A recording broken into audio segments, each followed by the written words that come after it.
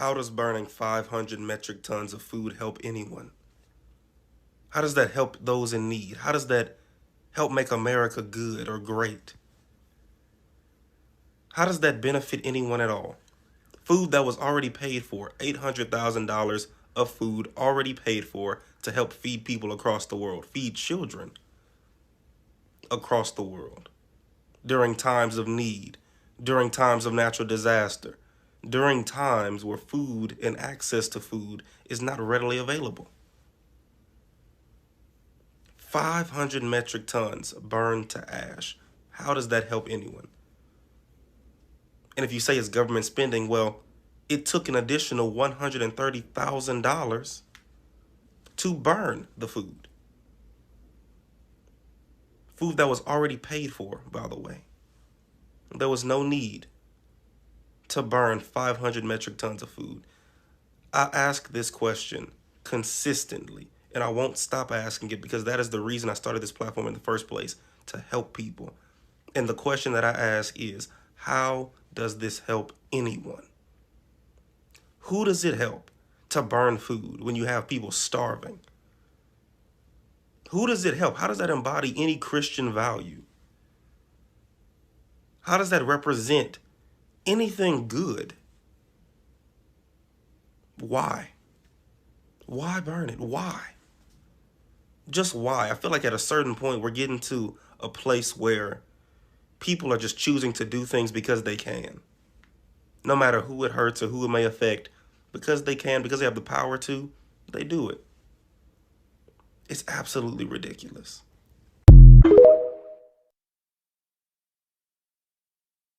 We have some big news right now. According to The Atlantic, the Trump administration has given the order to incinerate nearly 500 metric tons of emergency food, enough to feed about 1.5 million children for a week around the world, instead of handing it out to people who need it. The food, which was typically allotted for children in Afghanistan and Pakistan, will now be turned into ash, according to The Atlantic. The food is specifically $800,000 worth of high-energy biscuits that were purchased by USAID during the end of the Biden administration. These biscuits are, according to The Atlantic, used in scenarios where people have lost their homes in a natural disaster or fled a war, faster than aid groups could set up kitchens to receive them. They were stored in a Dubai warehouse intended to go to the children this year. But now the Trump administration has ordered that this food be incinerated, turned into literal ash, instead of being handed out to the children that need it. Spread the word so more people know what's about to happen. I think I'm going to turn this into like a little mini-series or whatever case may be, because I would love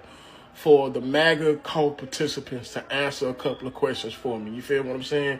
Like, for starters, how does Donald Trump burning 500 tons of food that was designated for the children of Gaza, that could feed them damn near for a whole week, if not two, making America great again? That's question number one. In the famous words of FBGJ Maine, let's start there. How's that a W for America? I really want to know. You know what I'm saying? And I'm giving y'all the floor. Whatever case may be, for once, for y'all to answer this particular question. And for two, try to convince me why being a part of the cult is beneficial for you and your family and things of that nature. You know what I'm saying? Like, help me understand, cause to me, this is pure evil. I ain't even gonna hold you. You feel? Hello guys, welcome back to the channel. Well, I'm hoping that you're doing great from wherever you're watching me from. I'm your host and presenter, Eugene Took Stories. Well, I'm here to discuss with you something that I feel like it's really, really great. But really great. Ask yourself this question. Why would you spend a lot of money to produce food, to budget, to plan, and then take the food and burn it down because it's going to be helping a group of people, because it's going to be helping people who need it? And like what I'm saying is that the United States has a group of people, actually a lot of people, who are surviving on food stamps. Remember, Mr. Donald Trump revoked food stamps to people. And this has a devastating effect to people. Some people that are succumbed with lack of employment, some people that do not have jobs, some people have to feed their kids, some people have to feed their family, and they depend on this food stamp. Mr. Donald Trump revoked the food stamp. Mr. Donald Trump bans 500 tons worth of food. Bans 500 tons of food. That's how evil this is. And this is how evil it can also turn to be. And when we tell you, or when black people come and tell you that, please do not listen to this person, please do not vote for this person, this is an evil person, then you think that it's a joke. But until this affects you, now you're getting to see things in real time. You're getting to see how things are affecting and how everyone is being affected, right? Because this is a representation of how greed can take us and how really capitalism is affecting how people want to operate. The idea of creating scarcity so that people can conform to the policies that you want is what Mr. Donald J. Trump is trying to do. And I think it's important for us to get to see this, because the directive from President Donald Trump to ban or destroy surplus food that could have helped millions of struggling Americans. These represent not just a logistical or agricultural crisis, but a profound moral and political failure. And this act symbolizes the ultimate convergence of waste, cruelty, and political manipulation in a country already dealing with hunger, inflation, and economic precarity. It signals a government prioritizing image, market control, or political interest over basic needs of its own citizens.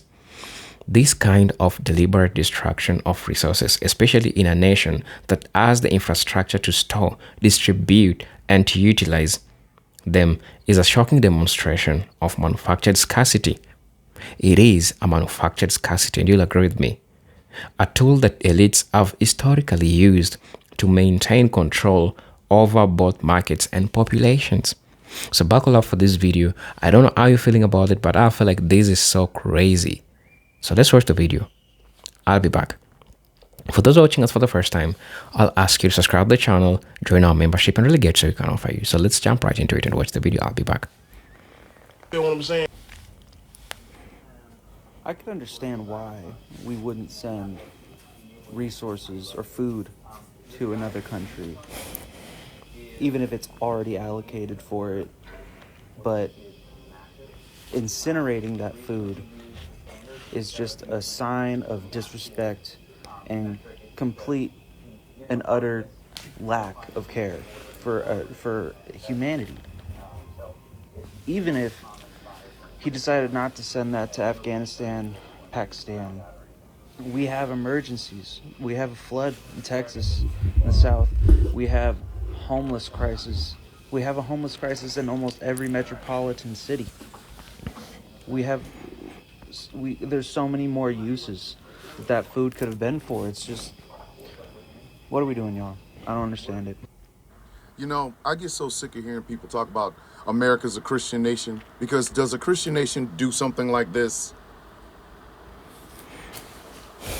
Does a Christian nation do something like this? Does it? And look at the places it was supposed to go. Afghanistan, Pakistan. But y'all want to talk about how much Jesus is in this fucking place. Oh, no. Y'all ain't getting away with that bullshit no more. I am sorry if this hurts some of y'all feelings, but I genuinely don't give a fuck. You can't be half in and half out. Or as Mobb Deep once said it, there is no such thing as halfway crooks.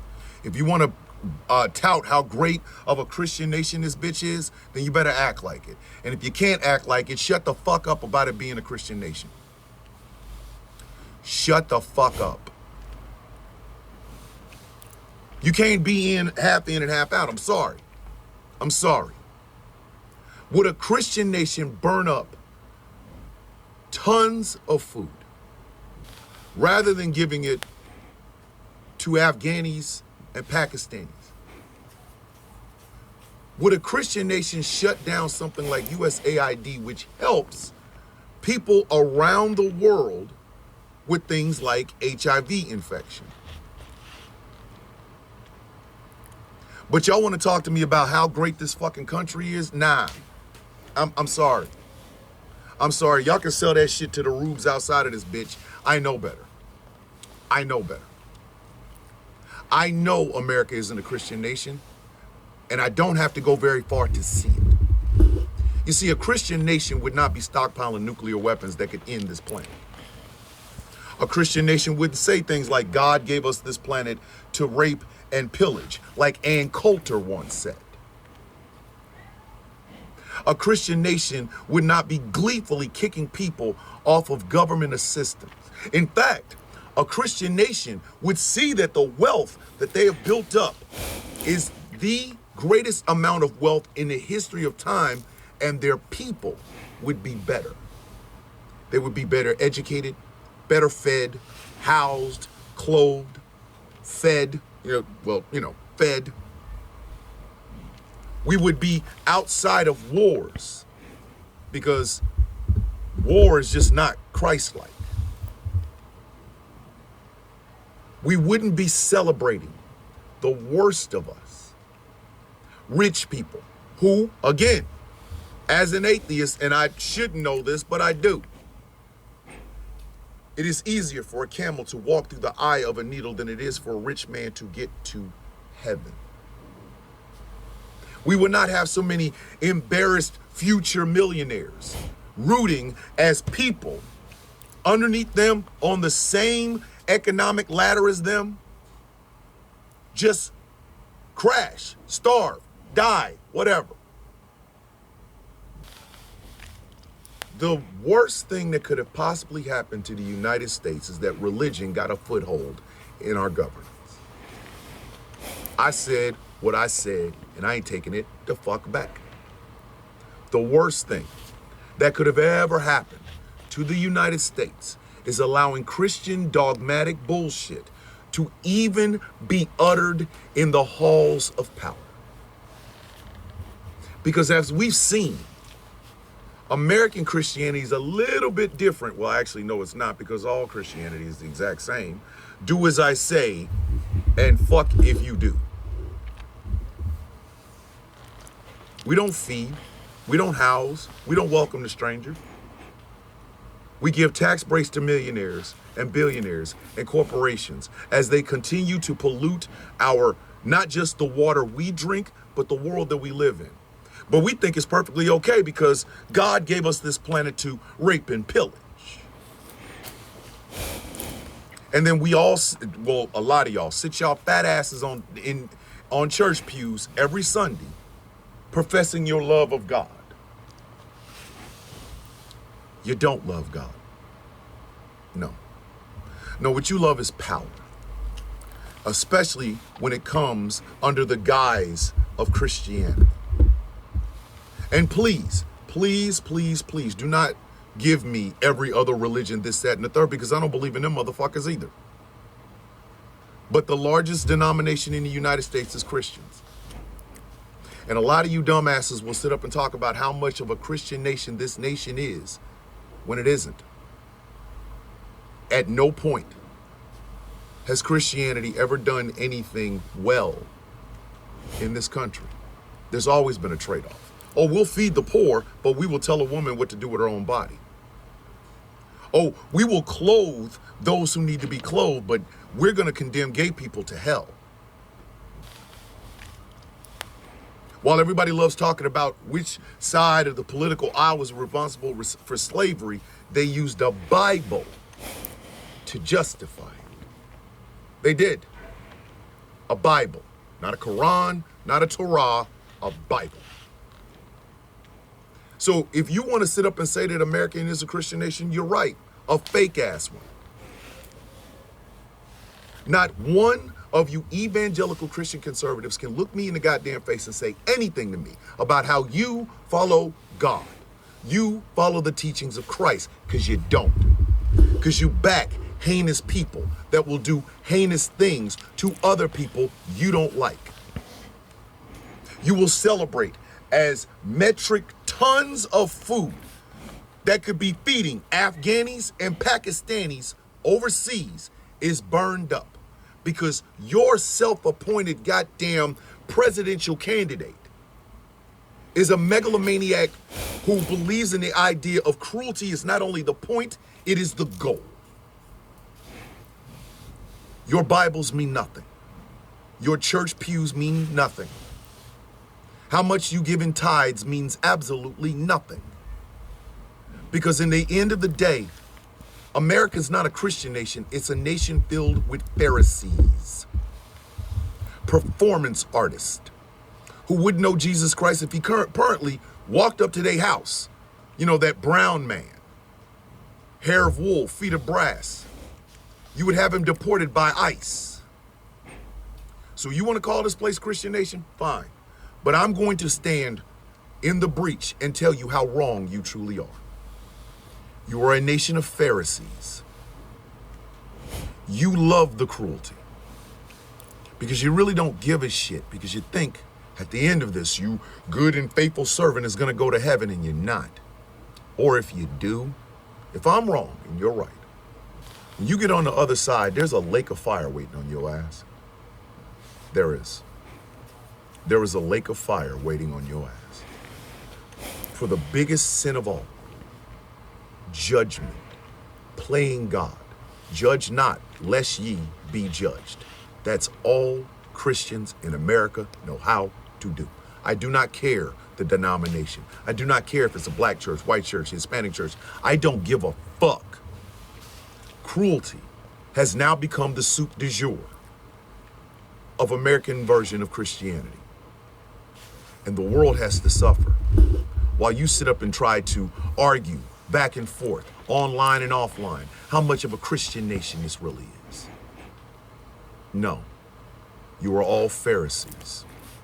And if I'm wrong, every single one of you, every one of you who think this is a good thing, God is going to punish you severely. And you will deserve it.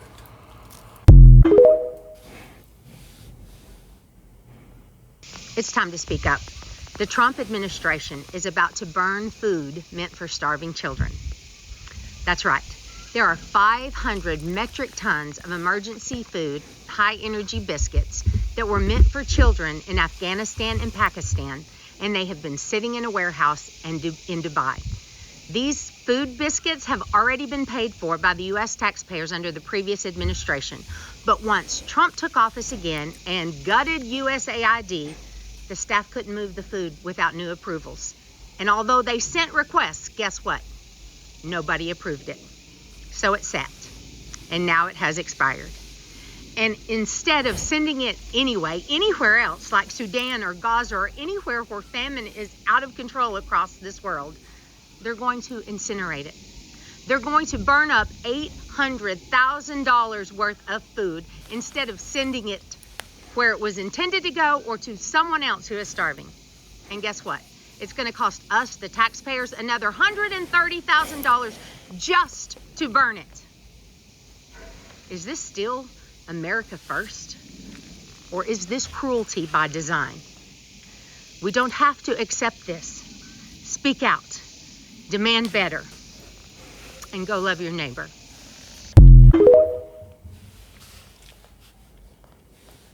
Breaking news, your president and your president's counterparts just ordered for the incineration of tons and tons of food.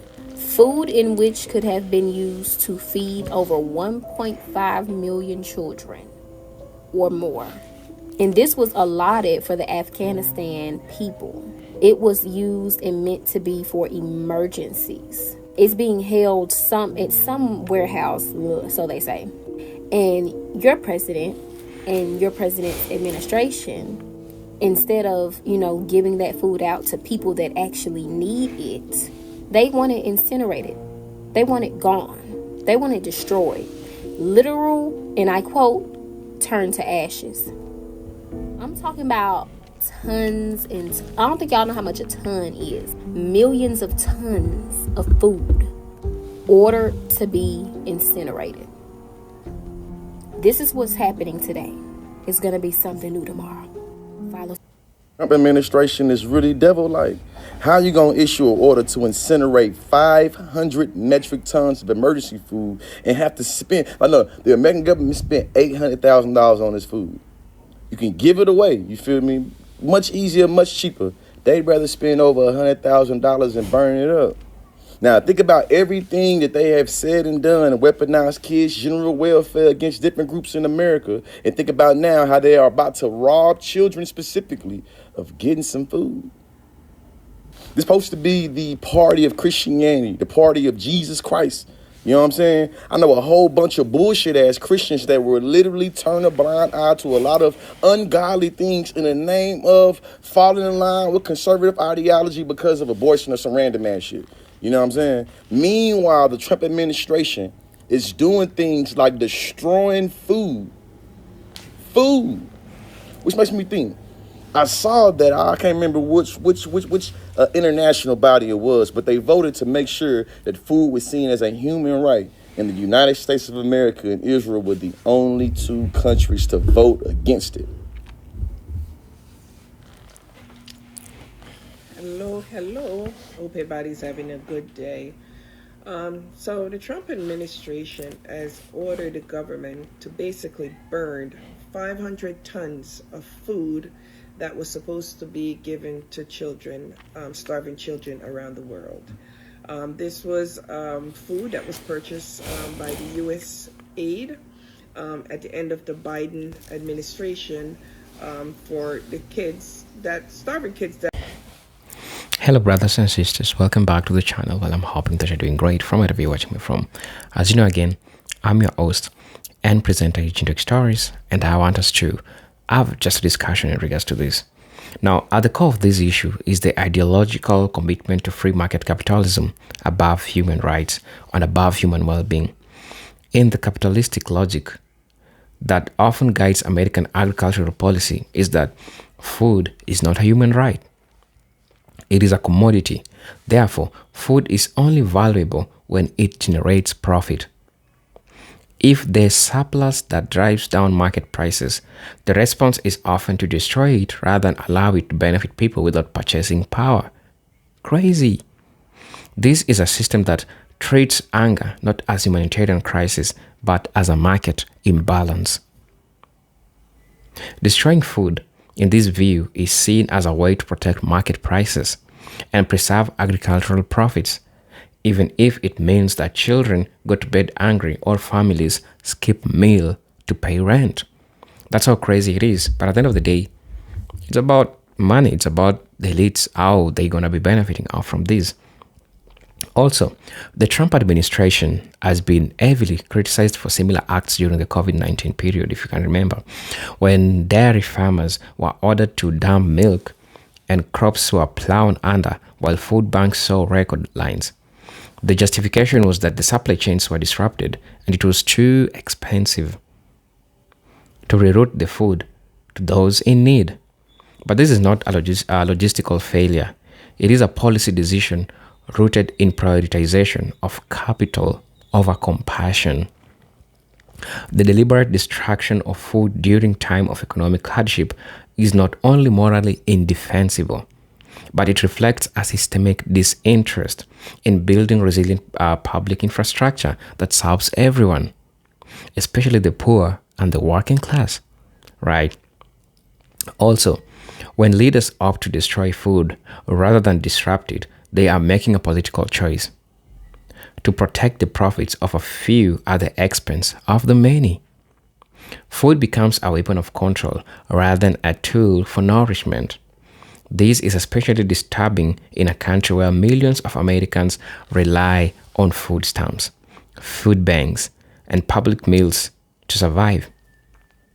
The U.S. Department of Agriculture has seen the resources to facilitate food distribution, yet under Trump's directive, these were not mobilized adequately. Instead, perfectly good produce was left to rot in the fields and millions of gallons of milk were dumped into the earth. Crazy at the same time. I would like to address that there is also a deep spiritual and cultural violence in the destruction of food. Many cultures view food as scarce, sacred, a gift from the earth to be honored and shared. To ban all waste in the face of anger is not only economically irrational, but morally abhorrent. It reflects a disconnect from both ethical responsibility and spiritual humility. In religious traditions across the globe, feeding the hungry is considered a divine act. To deliberately prevent that is a kind of moral betrayal that ignites public rage, and rightfully so. This kind of policy does not reflect governance rooted in care, compassion, or justice, but indifference, arrogance, and greed, because this is what they do. In addition to that, you get to understand that this act reveals how deeply political image and economical manipulation drive American society. Destroying food helps maintain a false sense of economic stability and keeps prices artificially high. For agribusiness giants who are often large political donors, it sends a message that market optics matter more than people's survival. It also allows politicians to paint a misleading picture of abundance and control, even when millions are in pain. This is not simply about bad policy. It is a propaganda by distraction, hiding systemic failure behind the veil of market discipline.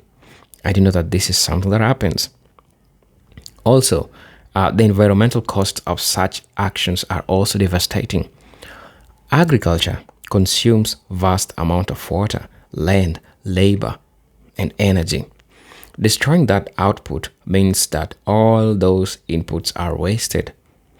It also contributes to methane emissions and environmental degradation when food decomposes improperly or is burned. In times of climate crisis, wasting resources in this way is not only irresponsible, it is dangerous, right? It represents a profound disconnection from sustainability, stewardship, and ecological balance. America cannot claim global leadership while it poisons its land with waste of its own excess. Get that right. I would like to say that this type of distraction deepens existing racial and economic inequalities as well. Poor communities, disproportionately Black, Latino, and indigenous, are more likely to be food insecure, yet they are also the least likely to benefit from the federal farm subsidies or have access to local, healthy food. The destruction of food hurts these communities first and worst. It reinforces a pattern of systemic neglect and abandonment, where those most in need are ignored or punished, while agribusinesses are bailed out or protected. This is not an accident. It is a function of a system designed to serve capital before community. It is always about the profits. It's not always about compassion.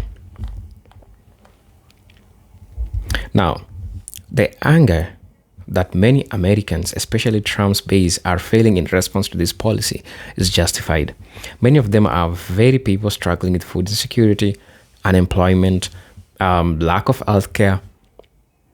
They were told that their vote will bring them prosperity, security, and dignity, but instead, they are seeing their leaders burn what could have fed them.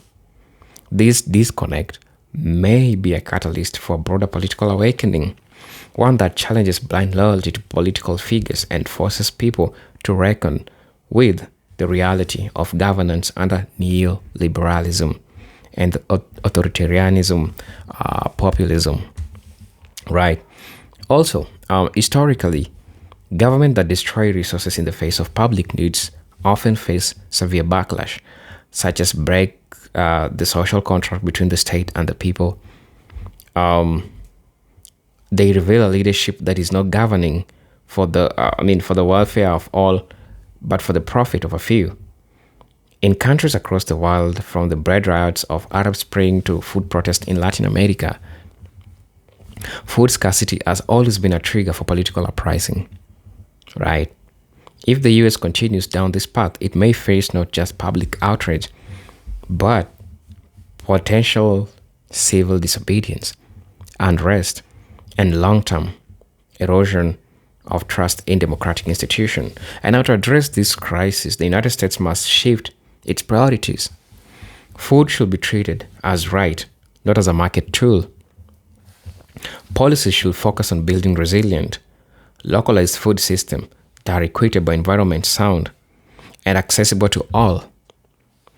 Surplus food must be redirected to communities in need through government-supported logistics, partnerships with local organizations, and community-based agricultural programs.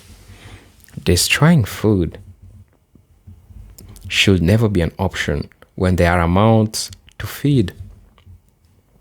Such a shift requires reimagining the role of government not as a protector of capital, but as a guardian of public well-being. And I would like to conclude by the decision to ban or destroy food could help struggling Americans reveal the cruel contradictions of an economic and political system that places market above people. It represents a moral environment and economic failure that demand accountability and systemic change.